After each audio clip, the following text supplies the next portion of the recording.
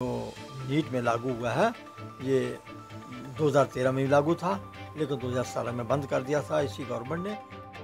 लेकिन मुख्य प्रधानमंत्री जी ने भी इसमें काफ़ी योगदान दिया है। सुप्रीम कोर्ट की जजमेंट हुए वंचित हैं आज ओबीसी जम्मू कश्मीर में। अगर आप 4% कहते हैं, 4% भी नहीं है, वो ओएससी के नाम से है, अदर सोशल कास्ट। ओबीसी की आबादी कितनी है? जब 1931 के बाद जनगणना नहीं हुई, जिसके आधार पे सुप्रीम कोर्ट ने फैसला दिया था वो 16/11/92 को, लेकिन वो इस स्टेट गवर्नमेंट जितनी, चाहे एनसी की थी, चाहे पीडीपी की थी, चाहे कांग्रेस की थी, उन्होंने उनका रिजर्वेशन रूल्स हैं उसमें ओएससी रखा हुआ है।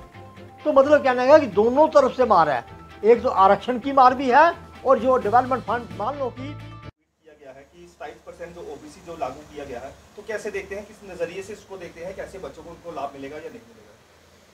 ये यकीनन है कि बच्चों को लाभ मिलेगा, जो क्योंकि ओबीसी के बच्चे जो है ना, माँ बाप बड़ी मुश्किल से पढ़ाते हैं उनको, बहुत मुश्किल से, इतना पैसा नहीं जुड़ा पाते कि बच्चों को एडमिशन मेडिकल में दिलवा सकें। इसलिए हम इस बात का बहुत स्वागत करते हैं। तो जो नीट में लागू हुआ है ये 2013 में भी लागू था, लेकिन 2017 में बंद कर दिया था इसी गवर्नमेंट ने। और आज इन्होंने दोबारा कोर्ट के माध्यम से, जहाँ हमारे मुख्यमंत्री तमिलनाडु के, उनके कोर्ट में जाने से लागू हुआ है। लेकिन प्रधानमंत्री जी ने भी इसमें काफ़ी योगदान दिया है और हम आभार व्यक्त करते हैं प्रधानमंत्री जाकर कि लगभग हमारे बच्चों को इसका मेडिकल में फ़ायदा होगा। एमबीबीएस और डेंटल और उसके बाद क्या नाम है एमएस और एमडी, यानी कि ग्रेजुएट और पोस्ट ग्रेजुएट में दोनों में बेनिफिट होगा हम लोग बच्चे। अगर स्टेट ओबीसी की बात करें, जम्मू कश्मीर में कहीं भी स्टेट ओबीसी को कहीं भी कोई भी दर्जा नहीं दिया गया है, तो यहाँ पे जो है 27% की आरक्षण की बात करें तो यहाँ पे जो है बच्चों को सिर्फ 4% दिया जाता है, तो आप उसको कैसे देखते हैं? देखिए 29 साल हो गए, मैंने पहले कहा कि 16/11/92 को जजमेंट हुई थी सुप्रीम कोर्ट की मंडल कमीशन के ऊपर, और Indira Sahni versus union of India के केस था। उसके अंदर 16/11/92 को सुप्रीम कोर्ट के 9 जजेस बेंच ने ये कह दिया कि ये पूरे देश में लागू होगा। लेकिन जम्मू कश्मीर की सरकार ने इसको लागू तो किया, लेकिन जब ओबीसी की शनाख्त की बात आई, ओबीसी को कौन ओबीसी है स्टेट के अंदर, उसके अंदर बैकवर्ड एरिया डाल दिया, उसके अंदर उनको 20% दे दिया, एजुअल लाइन ऑफ कंट्रोल 3%, ये उनको सोशली एंड एजुकेशनल बैकवर्ड। लेकिन अगर मंडल कमीशन के आप जो सुप्रीम कोर्ट जजमेंट के अंदर पैरामीटर हैं, मतलब कहने का कि सुप्रीम कोर्ट ने ऐसे नहीं लिखा है कि वहाँ पे कि para number 16, para number 247, para number 652 AIR 1993 में, उसमें लिखा हुआ है ये बात कि पैरामीटर हैं उसके 22 नंबर होते हैं। 22 में से जो कास्ट 11 नंबर ले जाती है उसको ओबीसी का दर्जा स्टेट के अंदर दिया जाता है। लेकिन वो इस स्टेट गवर्नमेंट जितनी, चाहे एनसी की थी, चाहे पीडीपी की थी, चाहे कांग्रेस की थी, उन्होंने उन पैरामीटर्स को फॉलो नहीं किया। उन्होंने अपना ही एक परिभाषा बना दी कि बैकवर्ड एरिया जोड़ दिया। उनका कहने का भाव कि ओबीसी जो मंडल कमीशन ने आइडेंटिफाई किए हुए थे, उनका अधिकार जो है वो स्वर्ण कास्टों को दिया गया, वही खा रहे हैं आज बैकवर्ड एरिया के नाम से और ALC के नाम से। पहाड़ी, अब पहाड़ी स्पीकिंग पीपल भी आ गया। मतलब कहने का कि जब EWS अब दे दी गई है तो उनको यहाँ से निकालो और कम से कम ओबीसी का अधिकार देना चाहिए। 29 साल हो गया सुप्रीम कोर्ट की जजमेंट हुए वंचित हैं आज ओबीसी जम्मू कश्मीर में। अगर आप 4% कहते हैं, 4% भी नहीं है, वो ओएससी के नाम से है, अदर सोशल कास्ट। वो बख्शी गुलाम मोहम्मद जब चीफ मिनिस्टर हुआ करते थे जम्मू कश्मीर के, उस वक्त 2% रिजर्वेशन लागू हुई थी जम्मू कश्मीर में ओएससी के नाम से। वो 4% आज कर दी इन लोगों ने। लेकिन बात थोड़ी काटना चाहता हूँ, अगर हम बात करें ऑल ओवर इंडिया की बात करें, सभी को अगर ओबीसी की बात करें, वहाँ पे ओबीसी के नाम से लोगों को जाना जाता है। जम्मू कश्मीर में ओएससी क्यों? मैं वही बात कर रहा था कि इन्होंने अदर सोशल कास्ट के नाम, वो मैं इस बात को बताता हूँ कि सुप्रीम कोर्ट की जजमेंट जो है वो फॉलो कर रहे थे, ये कमीशन बने स्टेट के अंदर। साथ में 1978 की एक जस्टिस आनंद कमेटी रिपोर्ट है, जो बाद में सुप्रीम कोर्ट ऑफ इंडिया के चीफ जस्टिस बने, रिटायर हो गए। लेकिन वो जब जम्मू कश्मीर में थे उस वक्त उन्होंने एक कमेटी बनी थी यहाँ पे, उसमें उन्होंने, मतलब कहने का कि मैं ये कहूँगा कि जो ओबीसी लोग थे ना, उनका उन्होंने एक किस्म का कत्लेआम कर दिया बिल्कुल उनके बच्चों का, कि उनके ऐसी परिभाषा चीज अंदर उसके अंदर कमेटी रिपोर्ट के अंदर बनाई कि सारे का सारा बेनिफिट जो था ओबीसी का वो सब अपर कास्ट को चला गया। तो मतलब कहने का कि वो ओएससी के नाम से तब से चलता आ रहा है आज, लेकिन जम्मू कश्मीर में अभी भी आप पिछड़ी जाति का प्रमाण पत्र मांगोगे जम्मू कश्मीर के अंदर नहीं मिलेगा। और उसका नुकसान क्या हो रहा है कि सेंट्रल गवर्नमेंट जो है वो एलोकेशन ऑफ फंड्स करती है ओबीसी के लिए अपने सेंट्रल गवर्नमेंट में, तो जम्मू कश्मीर में किसको देंगे? जब जम्मू कश्मीर में ओबीसी के नाम से शनाख्त ही नहीं है तो वो इनकी डेवलपमेंट क्या होगी? अगर हर 5 साल के बाद बजट बनता है देश का, तो उस बजट में एलोकेशन की जाती है कि ओबीसी को कितना दिया जाएगा, शेड्यूल कास्ट को कितना दिया जाएगा, शेड्यूल ट्राइब को कितना दिया, जनरल कैटेगरी को कितना दिया जाएगा। लेकिन ओबीसी जम्मू कश्मीर में अभी तक इन्होंने उसके जो रिजर्वेशन एक्ट है, जो रिजर्वेशन रूल्स हैं, उसमें ओएससी रखा हुआ है। तो मतलब कहना है कि दोनों तरफ से मार है, एक तो आरक्षण की मार भी है और जो डेवलपमेंट फंड, मान लो कि अगर यहाँ पे 100 प्रधानमंत्री जो आवास योजना है उसके तहत अगर 100 मकान बनते हैं तो शेड्यूल कास्ट को जो उनका हिस्सा होगा उनको दे दिया जाएगा, शेड्यूल ट्राइब को दे दिया जाएगा, लेकिन उनको नहीं मिलेगा। सबसे बड़ी बात है कि आर्टिकल 243D6 और 243T6 जिसके अंदर मतलब कहने का कि 73 साल हो गए आज, कम से 72 साल कॉन्स्टिट्यूशन को भी लिखे हुए, उसके अंदर लिखा हुआ साहब ये बात कि पंचायतों में पंचों, सरपंचों और बीडीसी मेंबर्स जो अभी इलेक्शन हुए, चुनाव हुए बीडीसी मेंबर का, उसमें उनको आरक्षण दिया जाए, उनकी सीटें रिजर्व की जाएं।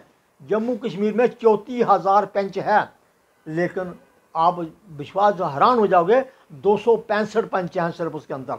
अगर सरपंच देखोगे तो 3400 सरपंच हैं स्टेट के अंदर, और उसमें कम से कम 70-72 सरपंच हैं ओबीसी के कम से कम।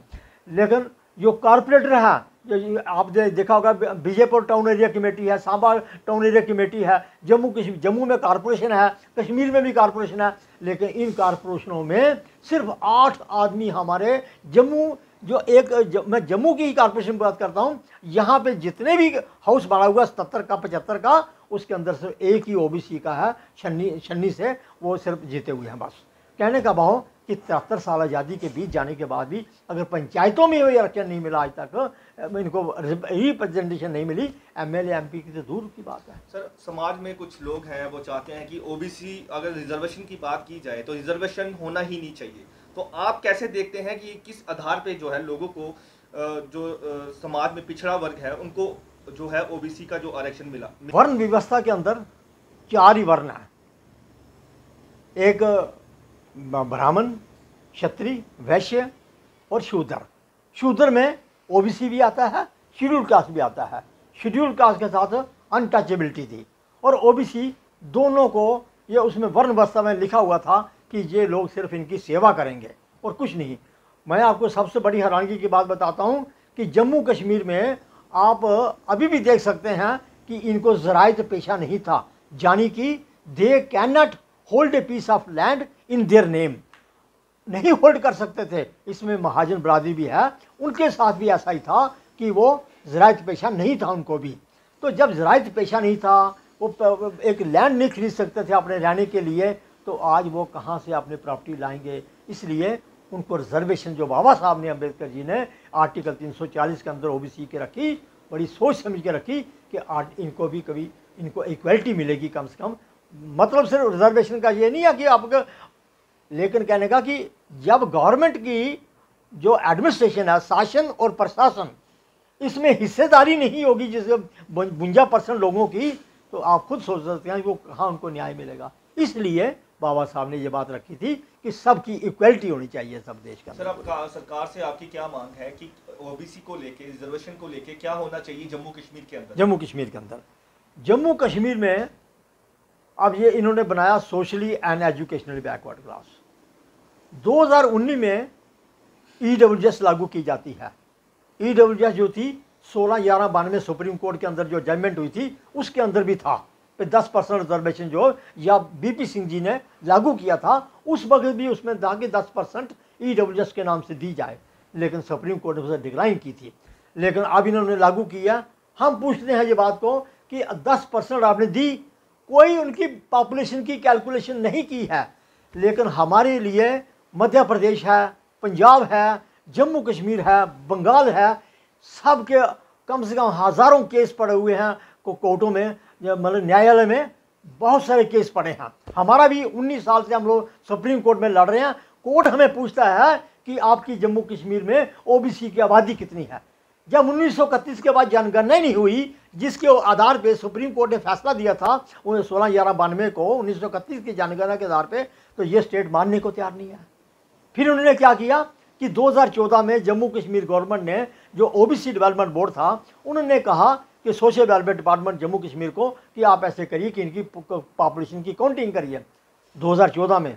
आज 2021 जा रहा है, 7 साल में इन्होंने जितने डीसी थे, डिप्टी कमिश्नर्स, उनको ये अपॉइंट किया गया था कि आप इनकी पॉपुलेशन कैलकुलेशन करके दो। आज 7 साल हो गए हैं वो भी, तो 7 साल में उनकी काउंटिंग नहीं कर सके पॉपुलेशन की। ईडब्ल्यूएस विदाउट काउंटिंग दे दी गई सारे स्टेट के अंदर 10%। क्या उसमें भी ये है कि जो लोग अपर कास्ट के बैकवर्ड एरिया में रहते हैं, जहाँ वो एएलसी में रहते हैं, लैंग्वेज बेस में रहते हैं, उनको जम्मू कश्मीर में socially and educationally backward class का दर्जा है। यानी कि उनको 10% बैकवर्ड एरिया के नाम से, 4% लैंग्वेज बेस पे और 4% जो है वो एएलसी के नाम से। जब वो लोग अपर कास्ट के, जो जनरल कास्ट के हैं, वो अप्लाई करते हैं सेंट्रल गवर्नमेंट में, तो वहाँ उनको ईडब्ल्यूएस बनता है। यानी कि उनके 2 सर्टिफिकेट बनते हैं, एक जम्मू में सोशली एजुकेशनल बैकवर्ड और सेंटर में ईडब्ल्यूएस। कहने का भाव जम्मू कश्मीर में ओबीसी का जितना अधिकार है उनको 22% उनको दे दिया गया है, लेकिन सेंटर में जो है उनको ईडब्ल्यूएस मिलता है। मैंने कहने का कि एक कम्युनिटी को 2-2 दर्जे दिए गए हैं, जम्मू कश्मीर में सोशल एजुकेशनल बैकवर्ड और सेंटर में ईडब्ल्यूएस।